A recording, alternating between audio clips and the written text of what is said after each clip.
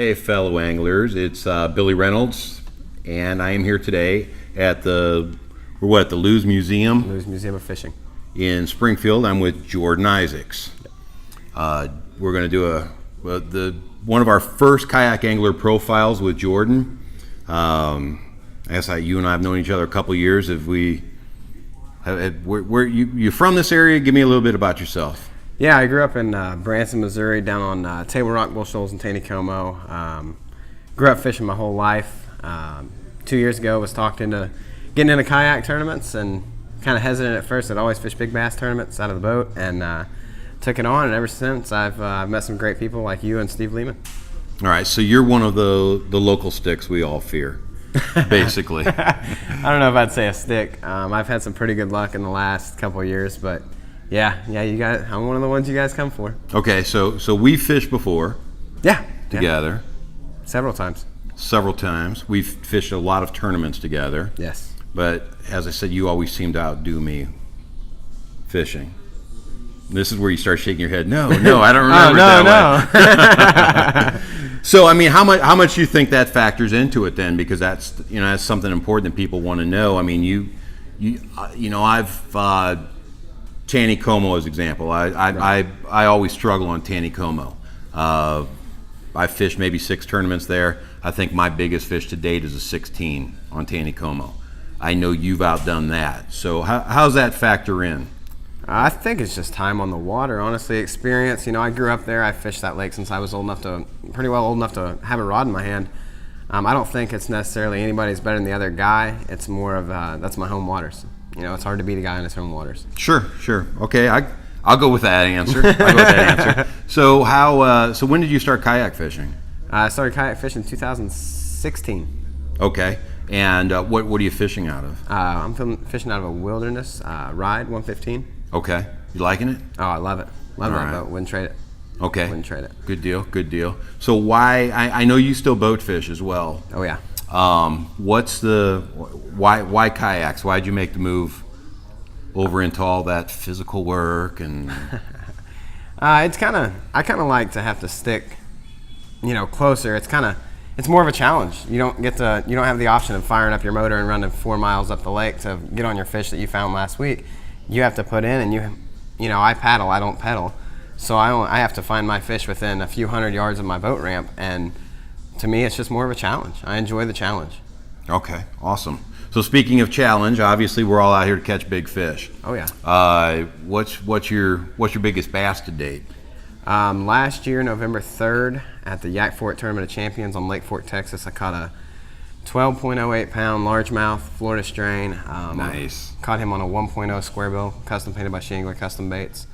So that's the biggest bass I've caught. That's only my second bass ever over 10 pounds, so it was kind of a big. So we'll get a little plug in there a little bit. So you got a 12 on a She Angler. Yep, Shingler Custom Baits, right. 1.0. You have some kind of affiliation with She Angler? That's my mom's company. That's my mom's company. That's my mom's company. We had to give a shout out to Mel Isaacs on that big one. Out, so yeah, we'll definitely let you know. She actually asked me before they came down. She's like, "What do you think you're going to need?" And I said, "Paint me up some square bills because I'm having luck down here." And she showed up and handed me a 1.0, and I thought, I'll never catch a fish on this thing. And needless to say, I had 96 3/4 inches and 5 casts on that bait. Nice. Yeah. Good deal. Now you have. I know we always talk about bass because we're obviously looking at the kayak bass fishing world, but you've got another big fish. Yeah. So tell me about that big fish. June 23rd, I was fishing on Bull Shoals Lake. It was crazy. I had a buddy with me. He had caught a couple little stripers, and I had caught a couple stripers and a few smallmouth. I think we had a couple walleye in the boat. And we were just talking, we said, how many times do you have to fish here before you finally hook a big fish? And I threw out, it hadn't been 10 minutes, I set the hook, and it took off. And I thought, I've got that big fish we've been talking about. I finally landed it. It ended up being a 58-pound striper. Ended up being the kayak world record. That's awesome. Yeah, it was something hard to believe. It drug me almost a mile before I finally brought him into the boat. Well, congratulations on that. Thank you. That's a massive fish. I cannot imagine. And you're in an 11.5-foot kayak doing this. It was a ride. Yeah. It was a ride. Okay. Lliterally. Yeah, literally. You're going for a ride on your ride. Oh, that's awesome. It was awesome. So I'm going to have to say that's probably probably has to be your most memorable fish you have here. But what about lakes? What are you into? I mean, what's your favorite lake that you've fished in? Because I know you've spent quite a bit of time in different areas of the country. Probably my favorite lake to fish, as far as numbers, is gonna have to be probably Bull Shoals. Okay. So you're staying local, huh? Yeah, I think so. I mean, as far as just catching fish, I can catch fish there anytime. Okay. So it's it's got a lot of memories on there. It's kind of a sentimental lake to me, so I think that's probably why I choose it to be my favorite lake. But for bigger fish, I want to go south, Lake Fork, Texas. Okay, you head down to Lake Fork. Lake Fork, well, Texas. I fished them both personally. Big fan of Lake Fork myself. Yeah.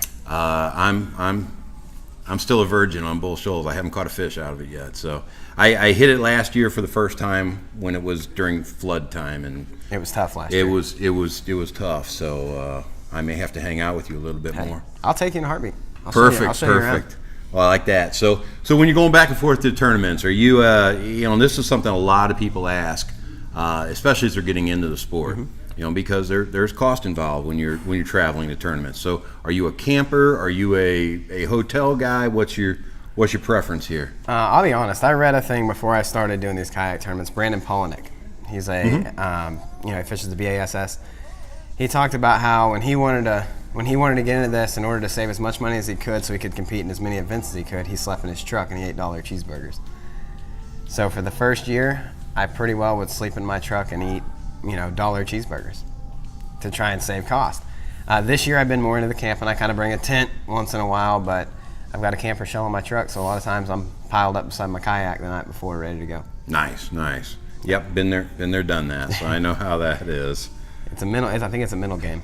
This is a mental game. It is. There's it's a big part of it. You go in hungry, literally. Yeah. So that's a big part of it. So, you just mentioned Brandon. You've got one person to pick out to fish with. Who's it going to be? Gerald Swindle. Okay. How come? That man knows the value of family. As you know, I'm a pretty big family guy. He's funny. I mean, he's a great guy. He's a heck of a fisherman. And all around, I think he'd just be a great guy to spend a day with. Okay, so I know you grew up on the lake. You know the lake really well around here. Obviously, we've had a lot of advancements in electronics over the years. So with that in mind, are you an electronics guy now, or are you still going old school on instinct? Where do you stand on that? That's a tough question. I'll be honest. The electronics are nice. I mean, it's a step up. It's a good thing. But me personally, I pretty well go instinct. I mean, I pretty well know, just over time of paying attention. I keep a journal on all my trips. Every time I go fishing, whether it's for fun or tournament, I always keep a journal. So I pretty well know what the fish are going to do when that water hits 62 degrees. I know I can pick up my spinnerbait and smash them. I know I can throw a top water. When that water gets super hot, I know that I need to go deep. I need to pick up a big worm or a light jig and let it pendulum through that thermocline. So I more or less like to go off the instinct and the knowledge that I've picked up over the years. Okay, great. So I guess kind of in closing here, we've got a lot of folks who are new to the sport. Knowing myself how the season goes, we got a lot of people that are struggling as you get into that season. Everybody starts off like, oh, this is great, and then all of a sudden you're like, I'm done. I'm done. So, what advice do you have for those folks that, might be struggling a little bit, might be having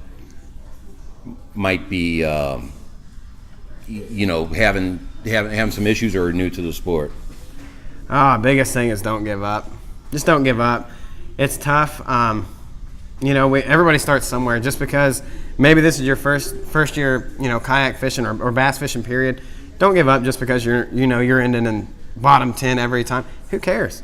Go out there, have fun, enjoy the sport. That's what it's about. It's not about winning every tournament. Is it nice to get some money here and there and bring home a check? Absolutely. Sure. But it's not what it's about. Get out there, enjoy the nature, catch some fish. All you're going to do is get better from here on out. Perfect. Where do we find you on social media? You can look at me up on Jordan Isaacs Fishing on Facebook. And that's pretty much the only thing I have right now as far as social media goes. All right. You want to give a quick shout out to some of those sponsors and pro staff positions. People are helping you out with this. They're so important to us. Yeah, they're huge. I need to give a big shout out to Extreme Outdoors and Ulrich Marine. Those guys have done me great this year. heck of a company. If you guys get a chance, they sell all kinds of kayak accessories, fishing lures, rods, reels, bows, electronics, anything you might need for the fishing world. Go down there and check them out over there in Branson West. Great guys, Kelly and Kyle. I appreciate you guys. Another one, Shangler Custom Baits, the Mama Bear. She keeps me supplied pretty well, you know. Great. Yeah, delivering them to Texas, I'd say that's... Yeah, she brought them 11 hours to me, so it was a pretty good deal.